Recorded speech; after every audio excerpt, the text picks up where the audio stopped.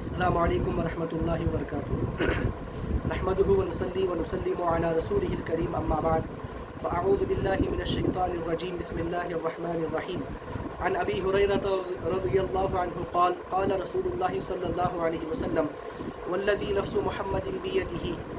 لا يسمع بی احد من هذه الامة یہودی ولا نصرانی ثم يموت ولم يؤمن بالذی ارسلت به الا كان من اصحاب النار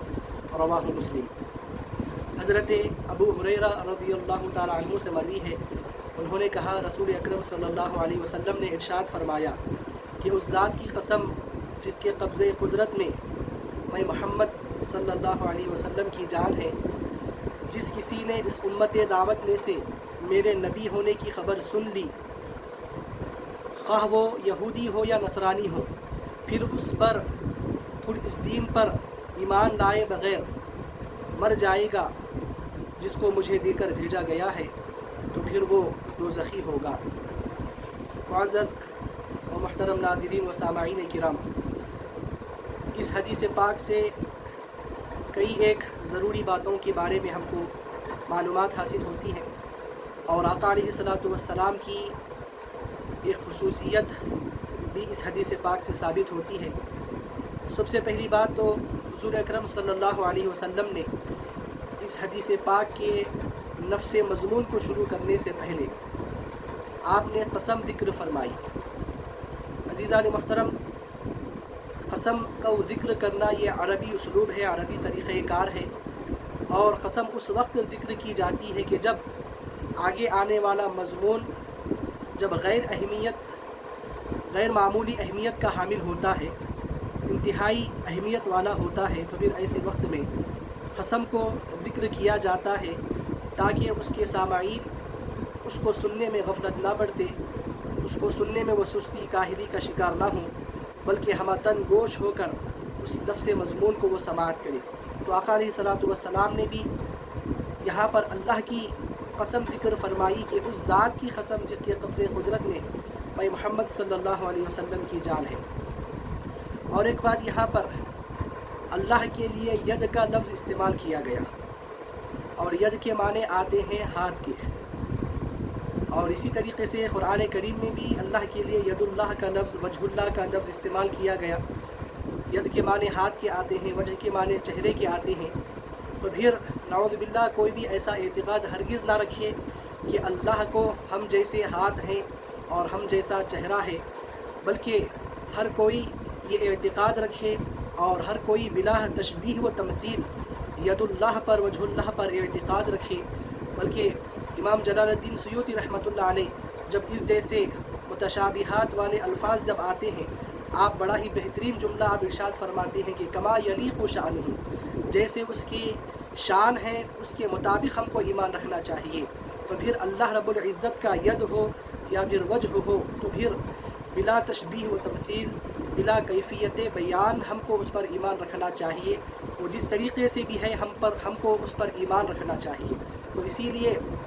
بعض علماء کرام نے یہاں پر ید کے لفظ کا ترجمہ قدرت سے بھی کرنے سے انکار کیا، بلکہ انہوں نے کہا کہ ید کا ترجمہ ید سے ہی کیا جائے گا، لیکن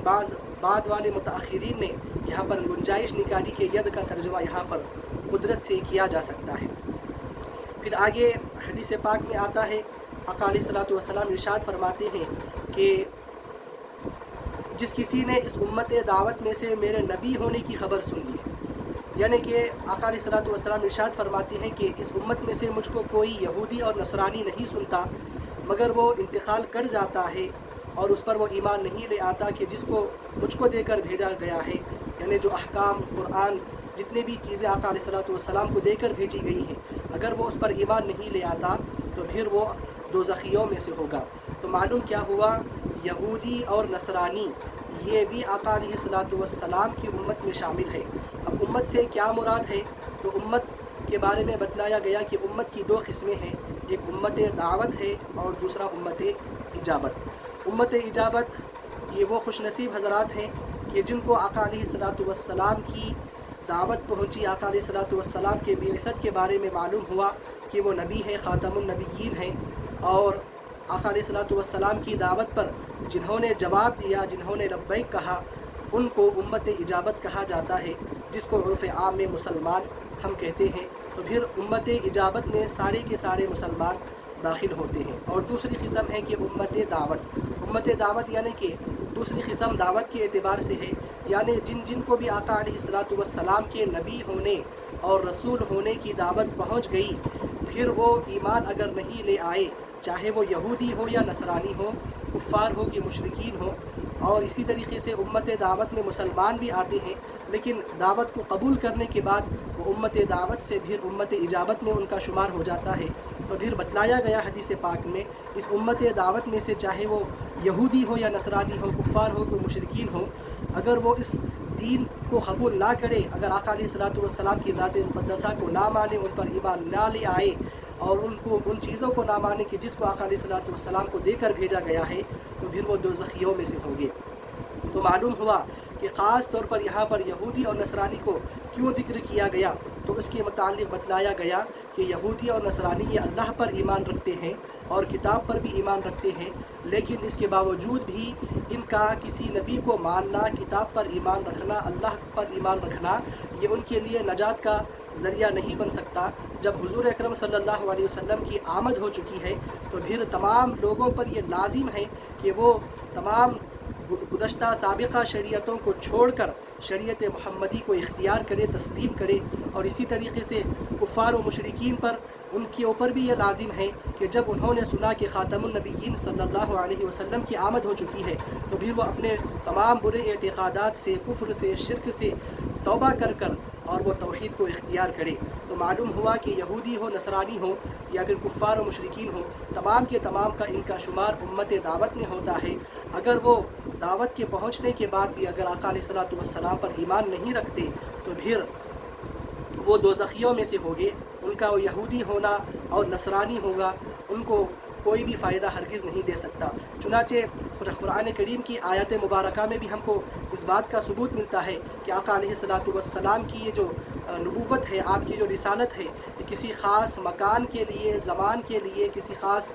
बस्ती के लिए, मुल्क के लिए महदूद नहीं है, बल्कि अल्लाह रब्बुल इज़्ज़त इरशाद फरमाते हैं, क़ुल या अय्युहन्नासु इन्नी रसूलुल्लाहि इलैकुम जमीआ। ऐ महबूब सल्लल्लाहु अलैहि वसल्लम, आप फरमा दीजिए कि मैं तुम तमाम लोगों की जानिब, ऐ लोगों, मैं तुम तमाम की तरफ रसूल बनाकर भेजा गया हूँ। और एक जगह पर इरशाद फरमाया गया, वमा अरसलनाका इल्ला काफ़तन लिन्नासी बशीरन व नज़ीरन वलाकिन्ना अक्सरहुम ला यअलमून, कि आपको तमाम लोगों के लिए बशीर और नज़ीर बनाकर, डराने वाला, खुशखबरी देने वाला बनाकर भेजा गया, लेकिन उनमें से अक्सर नहीं जानते। तो इसी तरीके से आका अलैहिस्सलातु वस्सलाम की शरीयत की यहाँ पर इम्तियाज़ी और ख़ुसूसी शान हमको मालूम होती है कि जब शरीयत मुहम्मदी आ चुकी है, तो फिर शरीयत मुहम्मदी ये तमाम शरीयतों के लिए नासिख बनकर आई, चाहे वो यहूदी हो, नसरानी हो, हज़रत मूसा का मानने वाला हो, हज़रत ईसा का मानने वाला हो, फिर उसके ऊपर लाजिम है कि जब शरीयत मुहम्मदी आ चुकी है, तो उस नमाम को छोड़कर वो शरीयत मुहम्मदी को इख्तियार करे और आका अलैहिस्सलातु वस्सलाम के तरीक़े को इख्तियार करे। और अहादीस में भी बेहतरीन एक मिसाल बयान की गई कि एक फ़रिश्तों की जमात आका अलैहिस्सलातु वस्सलाम की बारगाह में आई, जबकि आका अलैहिस्सलातु वस्सलाम आराम फरमा रहे थे, और एक फ़रिश्ता कह रहा था कि इन साहिब की एक मिसाल को तुम बयान करो। तो फ़रिश्ते ने बयान किया कि एक बेहतरीन इमारत बनाने वाले ने इमारत को बनाया और उसके अंदर खाने पीने की चीज़ों को उसने रखा, और एक दावत देने वाले को भेजा कि जाओ लोगों को बुला कर लेकर आओ। तो फिर उस दावत देने वाले की कई लोगों ने दावत को कबूल किया और कई लोगों ने दावत को कबूल नहीं किया। तो जिन्होंने भी उस दावत देने वाली की दावत को कबूल किया, उन्होंने उन नेमतों से इस्तिफ़ादा किया और उन नेमतों से वो मालामाल हुए। तो एक फ़रिश्ते ने कहा कि इसकी वजाहत को बयान किया जाए। तो वो फ़रिश्ते ने कहा कि घर बनाने वाले से मुराद अल्लाह रब्बुल इज़्ज़त की ज़ात है, और वो जो घर बनाया गया है उससे मुराद जन्नत है, और दावत देने वाले से मुराद हुज़ूर नबी मुकर्रम सल्लल्लाहु अलैहि वसल्लम है, और जिन्होंने उस दावत को कबूल किया तो फिर वो मुसलमान हैं। तो बतलाया गया कि जिन्होंने भी आका अलैहिस्सलातु वस्सलाम की दावत को कबूल किया, उन्होंने अल्लाह की उस बनाई हुई जन्नत से उन्होंने इस्तिफ़ादा किया, अल्लाह की वो बनाई हुई नेमतों वाली जन्नत में वो दाखिल हो गए और अल्लाह रब्बुल इज़्ज़त को मानने वाले हो गए। तो फिर उनके लिए वो नजात का ज़रिया और बाइस बन गया। और एक फ़रिश्ते ने बेहतरीन जुमला इरशाद फरमाया कि मुहम्मदुन फ़रीक़ुन बैनन नास, कि मोहम्मद सल्लल्लाहु अलैहि वसल्लम लोगों के दरमियान में फ़र्क करने वाले, यानी कि मुसलमान कौन हैं, गैर मुस्लिम कौन है, उनके दरमियान में फ़र्क करने वाली ज़ात मुक़द्दसा है। तो अज़ीज़ान मुहतरम, आका अलैहिस्सलातु वस्सलाम की नबुव्वत और आपकी रिसालत के एक इम्तियाज़ी शान हमको यहाँ पर मालूम होती है कि शरीयत मुहम्मदी आने के बाद चाहे वो यहूदी हो, नसरानी हो, हज़रत मूसा का मानने वाला हो, ईसा का मानने वाला हो अलैहिमुस्सलाम, तो फिर उन पर ईमान रखना उसके लिए नजात का बाइस नहीं बन सकता जब तक कि वो शरीयत मुहम्मदी को तस्लीम ना करे। और एक बात इस हदीस पाक से हमको मालूम होती है कि वो लोग जिनको आका अलैहिस्सलातु वस्सलाम की दावत नहीं पहुँची तो फिर वो माज़ूर हैं। फिर ऐसे लोगों के लिए किसी नबी पर ईमान लाना ज़रूरी नहीं है, बल्कि उनका सिर्फ मुवहिद होकर ही दुनिया से चला जाना फिर उनके लिए, उनकी नजात के लिए काफ़ी है। इसीलिए इसी हदीस पाक से मुहद्दिसीन ने बयान फरमाया कि आका अलैहिस्सलातु वस्सलाम के वालिदैन करीमैन, ये इनको आका अलैहिस्सलातु वस्सलाम के बारे में दावत नहीं पहुँची, बल्कि वो मुवहिद थे, तो तौहीद के मानने वाले थे, अल्लाह को मानने वाले थे। उसी हालत में उन्होंने इस दुनिया से कूच कर गए, इस दुनिया से वो चले गए, तो फिर उनके लिए बस यही बात काफ़ी है। तो अज़ीज़ान मुहतरम, ये चंद ज़रूरी बातें हमको इस हदीस पाक से मालूम हुई। आखिर में अल्लाह रब्बुल इज़्ज़त की बारगाह में दुआ है, मौला करीम कहने सुनने से ज़्यादा अमल साले की तौफ़ीक़ हमको अता फ़रमा। आमीन व मा अलैना इल्लल बलाग़।